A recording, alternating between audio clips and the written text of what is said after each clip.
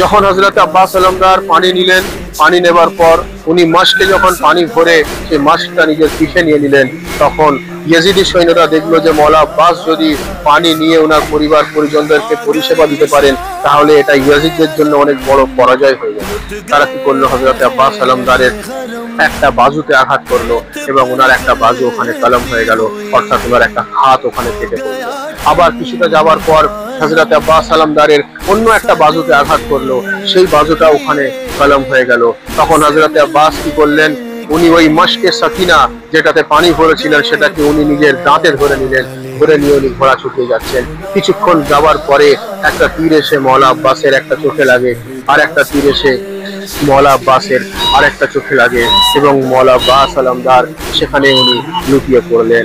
ঘোড়া থেকে ভাই কোনো মানুষ যদি মাটিতে পড়ে সে হাতের সাহায্যে নাবে, কিন্তু মওলা আব্বাস যখন মাটিতে নাবেন তখন তো ওনার হাত ছিল না, ওনার তখন হাত পাতা ছিল।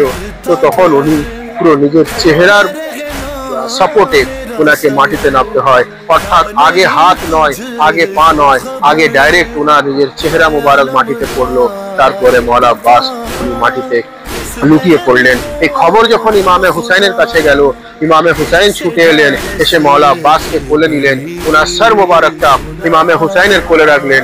তারপর মওলা আব্বাস বলছেন যে এ হুসাইন ইবনে আলী, আমার আম্মা জান হযরত উম্মুল বানিন আপনাকে কখনো ভাই বলতে শেখাননি, আপনাকে সব সময় আমার আকা বলতে শিখেছেন, আমার মওলা বলতে শিখেছেন। তো আমার মওলা, আমার আম্মা জানের এই খ্বাহিশ ছিল যে আমি যখন এই পৃথিবী থেকে বিদায় নেব আমি যেন আপনাকে দিদার করতে করতে বিদায় নিই, আমি আপনাকে দেখতে দেখতে বিদায় নিই।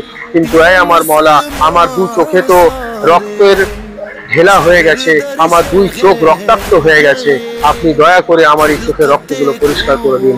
ইমামে হুসাইন হযরত আব্বাস আলমদারের চোখের রক্তগুলোকে হাত দিয়ে পরিষ্কার করলেন এবং তার কিছুক্ষণ পরে হযরত আব্বাস উনি রব্বুল আলামিনের সঙ্গে মিলিত হয়ে গেলেন।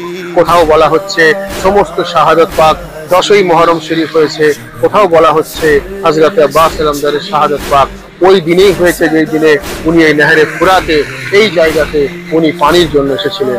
মূলত শাহাদাত পাকটা 7 তারিখ থেকে 10 তারিখ পর্যন্তই আমরা পালন করি।